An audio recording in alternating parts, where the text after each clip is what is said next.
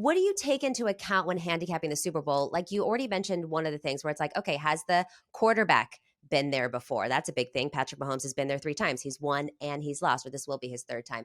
Has the coach been there before? Andy Reid obviously has been there a lot. And the Andy Reid coach, like, what are you looking into? Are you looking more at defense? The whole, offense sells tickets, defense wins championships. Okay, I'd give the edge to the Eagles with the defense here. Again, hand up 49ers fan. What are you taking into account when you look at the Super Bowl as opposed to the playoffs or even just a regular game?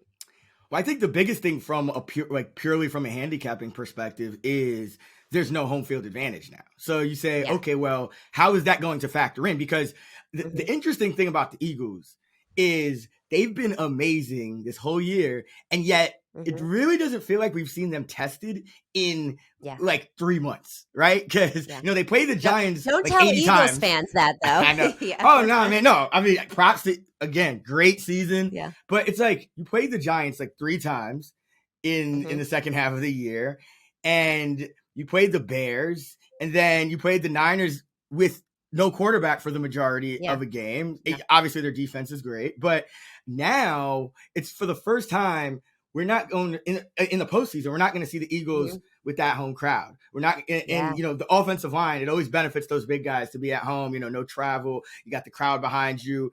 So I think that is interesting, and also.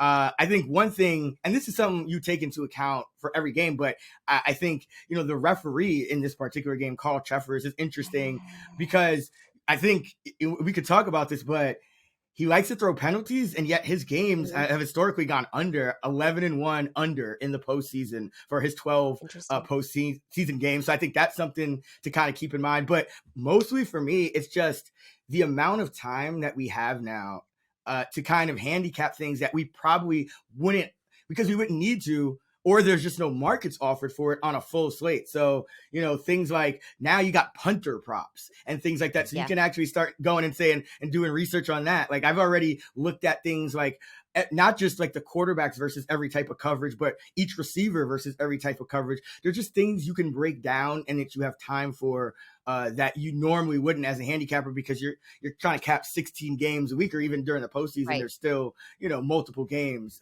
in a given weekend. Exactly. It just feels like more pressure, right? Because Todd Furman is another person that I follow and respect a lot in this industry, and he had said, the one edge that we have as gamblers over the book is that we don't have to bet every single game.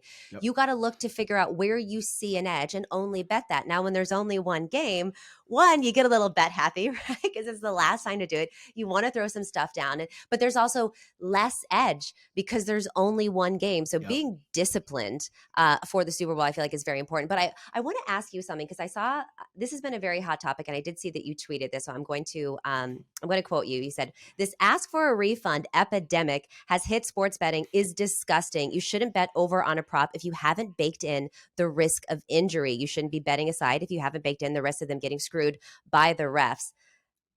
Talk to the people here, because this whole the NFL is rigged thing is getting, as you said, out of hand. It's an epidemic. Yeah, man. I mean, just coming from New York, I'm from the Bronx, New York. I just don't like the victim mentality. I think that's really what got me started on it. I just think, and I mean this not in a betting sense. I mean just in a life sense. I think we all go through things, and things aren't fair, and things aren't going to be fair at times.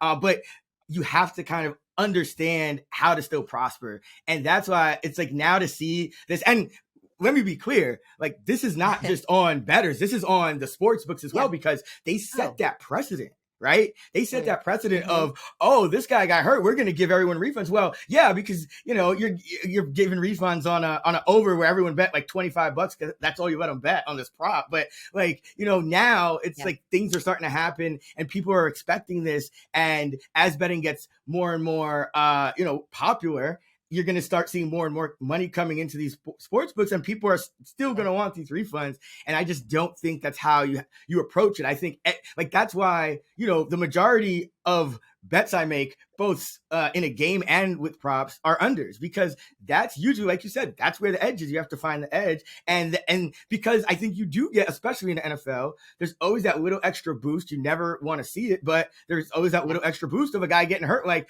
my friend was making fun of me because I had the under a half an interception for Brock Purdy, and lo and behold, he almost throws a pick. Good hit. He Good almost threw a pick. hit. He gets hurt on the exact play that he almost throws a Uh-huh. pick, so close, and then he can't throw the rest of the game. And it's like, well, yeah, like if you had the over on that, you'd be like, Jesus. So it's just you have to bake these kind of things in, Yeah. and I just wish people would kind of, because there's so many new bettors and they don't know this. So I wasn't trying to be like mean. I'm just saying, like, No, realize this you're telling stuff. it how it was. Yeah, like Yeah. peep game, like you have to understand that is because the books when they set their lines, if they set a bad line or somebody gets hurt and the public, kills them in a given week, they don't get a refund either, right? So Yeah. it goes both ways. Exactly. Right. It's like look, we love Caesar Sportsbook. They're sponsoring this show, but it's not like we're advocating necessarily for the books. We're gamblers. We're all trying to make money. We're all trying to beat the book every single weekend. But yeah, to your point, you have to bake in that this kind of stuff is going to happen. Don't gamble more than you can afford to lose because you're going to lose. And you could lose on something like Brock Purdy getting injured. Or you could win on something like Brock Purdy getting injured. So it's like you can't take the good about it and then cry about the bad about it. And I look back also when Patrick Mahomes got injured, it's like everybody was bullying the books. And then all of a sudden they were like, oh, we're going to refund all Patrick Mahomes props. Well, then he came back into the game and they end up winning that game. So it's like, at what point, you know what I mean? Do you need your money back? Only bet what you can responsibly afford to lose because to your point, happens.